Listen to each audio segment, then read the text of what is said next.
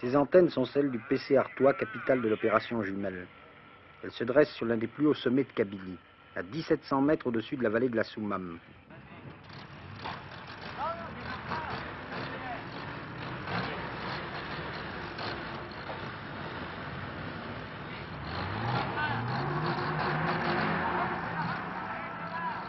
Rien ne manque, ni les avions, ni les hélicoptères, ni les camions, ni les blindés.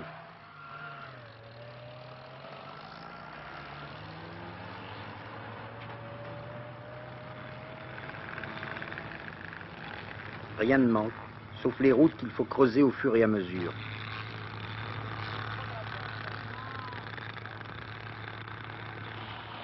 Les camions ne manquent pas pour transporter les hommes, et ce sont les hommes qui souvent doivent les pousser.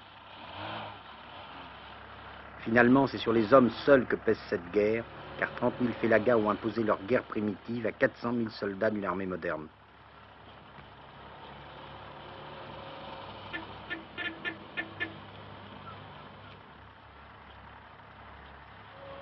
Dans ces camions, il y a des marins, des aviateurs, des cavaliers avec les fantassins. En quelques kilomètres, ils vont en descendre pour marcher. Ils se comparent à des crapauds, ils crapahutent, c'est leur terme.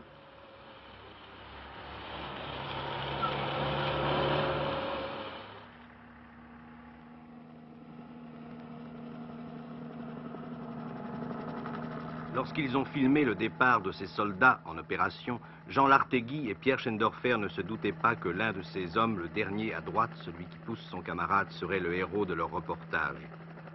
Ce soldat, ce soir, est dans le studio de 5 colonnes à la une. Pendant que vous allez vivre son histoire, lui va la revivre.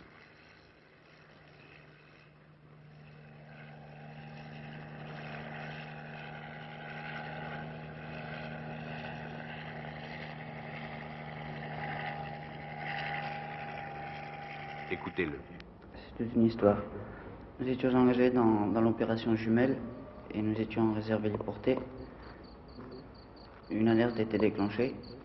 Nous avons été héliportés 10 minutes après sur un piton environ à 7 km du PC Artois.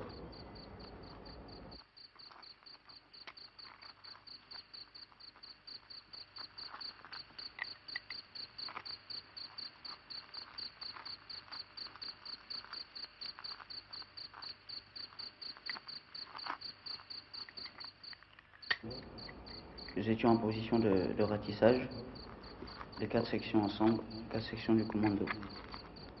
Comme le terrain était très difficile, le ratissage était plutôt serré. À un certain moment, la deuxième section s'est fait tirer dessus.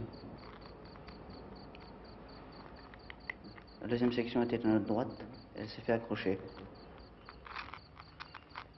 Alors la voltige avant de chez nous commençait déjà à ratisser.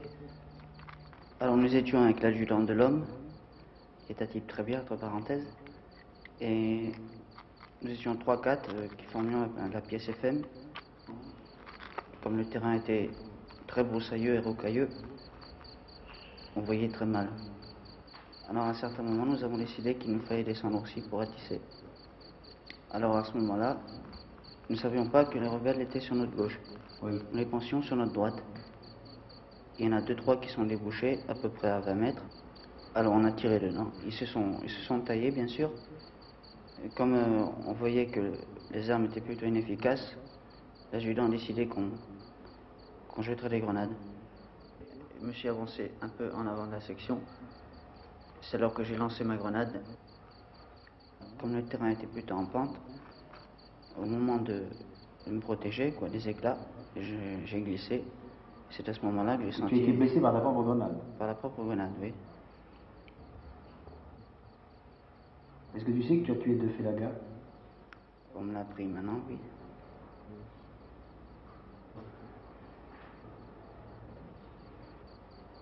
Quelle impression ça t'a fait? Tes camarades t'ont ramassé à ce moment-là?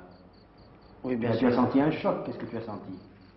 Tout d'abord un grand choc. Une brûlure? Une brûlure intense, oui. Et puis le sang qui arrivait dans la bouche, quoi. Quelle impression tu as eue? Tu as dit, qu'est-ce que c'est? Je suis perdu, je suis blessé. Qu'est-ce que tu as senti sur le moment? Non, bien sûr, sur le coup, je me suis dit, c'est pas grave, c'est un petit plomb. Oui. Par la suite, lorsque l'infirmier est arrivé, Il m'a mis au courant de mon état, quoi. C'est-à-dire que C'est alors que j'ai réalisé que c'était Et alors tes délicat. camarades t'ont transporté sur une sorte de toile de tente, de brancard. Oui, d'ailleurs, ils ont fait ça très bien.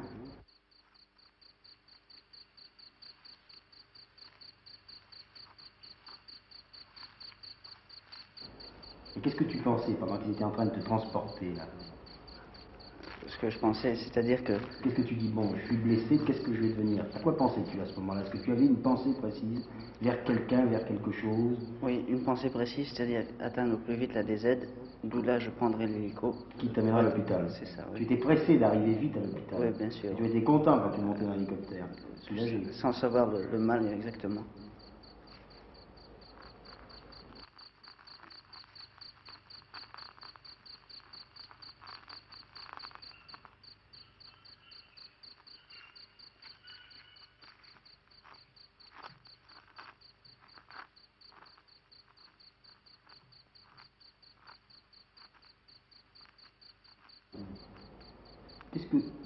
Qu'est-ce que tu en penses, au fond, de ta position ici? Qu'est-ce que tu fais ici? Est-ce que tu as une idée de ce que tu fais ici? Tu as été blessé, tu as souffert, tu as marché. Qu'est-ce que tu fais ici? Qu'est-ce que tu penses que tu fais ici? C'est une question assez difficile. Je fais ici, en principe, je fais mon devoir, quoi.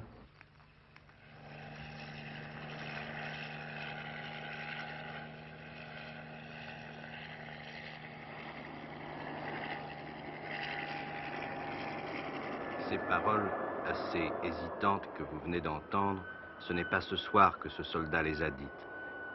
Il les a dites à Jean Lartegui lorsque celui-ci est venu l'interviewer à l'hôpital Maillot, à Alger, quelques jours après sa blessure. Cette interview, dont vous venez d'entendre la fin, en voici le commencement. Comment t'appelles-tu? Je m'appelle Torbès Daniel, caporal au commando de l'air 40-541. Tu es de quel pays en France? Je suis du Nord. De quel pays? De pays, si on peut appeler ça un pays, c'est une petite ville, Carvin.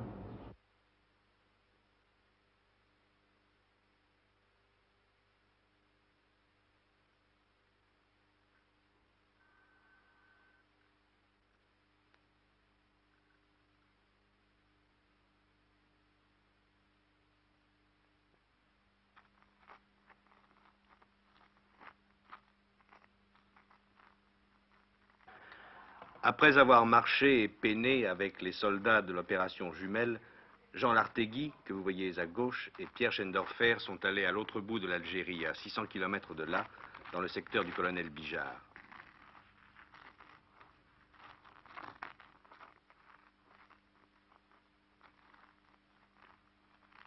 Qui sont ces hommes, Pierre Schendorfer? Ce sont les hommes du commando Georges, des musulmans. Les 150 hommes de ce commando sont presque tous d'anciens Fellaga qui se sont ralliés. Ils connaissent donc parfaitement les habitudes des rebelles, et le jour où je les ai accompagnés, je les ai vus découvrir ce qu'on appelle là-bas une cache, c'est-à-dire un trou assez profond dans lequel les Fellaga cachent des armes ou de la nourriture. Dans celle-ci, il y avait du blé.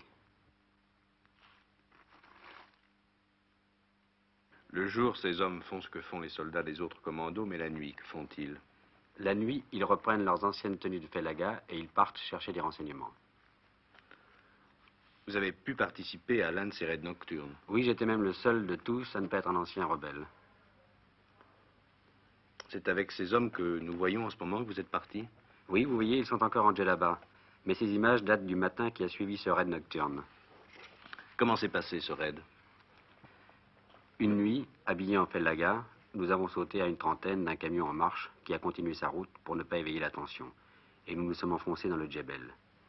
Après plusieurs heures de marche, les 7 ou 8 hommes que j'accompagnais se sont dirigés vers des mechtas, c'est-à-dire des petites maisons.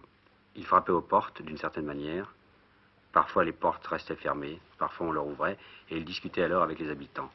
Bien entendu, tout ce que j'ai vu, je n'ai pas pu le filmer. D'abord parce qu'il faisait nuit, ensuite parce que même au petit jour, je ne pouvais montrer ni mon visage, ni ma caméra sans dévoiler le stratagème. La première image que j'ai prise, vers 6 heures du matin, a révélé qui nous étions. Voilà cette image. Cet homme, de dos, croyait parler à un Fellaga. Quand il a entendu ma caméra tourner, il s'est arrêté de parler. Quelle est l'histoire de ces hommes? L'un d'entre eux nous a dit pourquoi il avait rallié l'armée française. Mais pour que nous comprenions mieux, il a d'abord expliqué pourquoi il s'était engagé auparavant chez les Félagas. J'ai été chez les Félouses, Oui. c'est parce que j'ai été chômeur. Ensuite, il y avait de l'injustice. Ouais. Il y avait de l'injustice. Ouais. On prenait un type dans le tas, Ouais. ramassé, des musulmans qui étaient ramassés, Ouais. et il passait à la jugeote sans que celui-ci n'ait rien fait. T'as rien fait, d'accord, oui. Alors, c'était la misère. Donc c'est pour ça que tu es parti au Maquis. C'est exactement Bon, ça. est-ce que tu es parti au Maquis comme ça ou tu étais heureux de partir au Maquis? J'étais heureux de partir. Et quelle est la raison qui t'a fait revenir ici au commando? Parce que il y avait plus d'injustice au Maquis. Il y avait plus de misère au Maquis. Et c'était nous-mêmes la misère. C'était nous-mêmes la misère de l'Algérie. Alors, quel sera leur avenir à eux qui sont là? Bon, leur avenir à eux dépend avant tout évidemment de la fin de la guerre. Hein. J'ai discuté avec eux depuis longtemps, pendant 7 mois, tous les jours. Et il n'y a pas de doute, la guerre pour eux c'est la misère. Hein. La misère énorme, la misère dans les douars, la misère partout. Quoi. Le Félouse qui vient, qui prélève 1000 balles, le soldat français qui fait pas gaffe, qui vient, qui leur pique 3-4 moutons, c'est toujours l'éternelle histoire, on n'y peut rien, c'est comme ça. Quoi. Ah, je vais vous en présenter un autre là, Atig Khalifa, le gars de la Katiba 3. Katiba 3 a pris la veille au soir sur le champ de bataille, le lendemain matin, on lui change l'arme, on change la tenue en avant. Qui est cet officier qui interroge les ralliés? C'est le lieutenant Georges. C'est lui qui a donné son nom au commando. Il a confiance en eux. Ici au commando, quoi. Ils sont arrivés ici, ben, il a fallu que je donne des armes, et j'ai pas donné n'importe quelle arme, j'ai donné les meilleures armes d'armée française, les meilleurs postes radio de l'armée française. C'est le colonel Bijard que nous voyons maintenant, mais je voudrais, Pierre Schendorfer, vous poser une question au sujet du lieutenant Georges que nous venons d'entendre. C'est lui qui commande ce commando. Le jour, pas la nuit. La nuit, le commandement appartient à d'anciens Félagas, un aspirant et 4 adjudants. C'est le colonel Bijard qui est le créateur de ce commando de Félagas ralliés? Oui, ce commando est le résultat des années d'expérience de la guerre d'Indochine, qui lui ont permis de formuler les règles de ce qu'on appelle maintenant la guerre révolutionnaire. Et que pense de tout cela, le colonel Bijard? Eh bien, nous le lui avons demandé pour conclure notre reportage. Nous faisons une guerre pas pour nous, pas une guerre colonialiste. Bijard n'a pas de chemise, mes officiers non plus. Nous nous battons ici pour eux, pour l'évolution, pour voir l'évolution de ces gens-là. Et c'est une guerre à eux. Nous défendons la liberté, au même titre qu'à mon avis, nous défendons la liberté de l'Occident. Nous sommes ici des ambassadeurs, des croisés qui nous accrochons pour que nous puissions continuer à parler et avoir le droit de nous exprimer. Alors vous avez l'impression maintenant, après cette longue marche que vous avez faite comme aucune bête n'aurait pu faire, que vous débouchez maintenant sur quelque chose, sur une forme d'espérance et peut-être sur une solution en Algérie? Ben oui, nous le souhaitons ardemment. Maintenant nous sommes commandés, nous faisons confiance à un patron qui est à la tête du pays, et nous sommes persuadés, nous savons qu'il sera et qu'il est dans le vrai. Mais vous sentez que vous tenez le bon bout maintenant?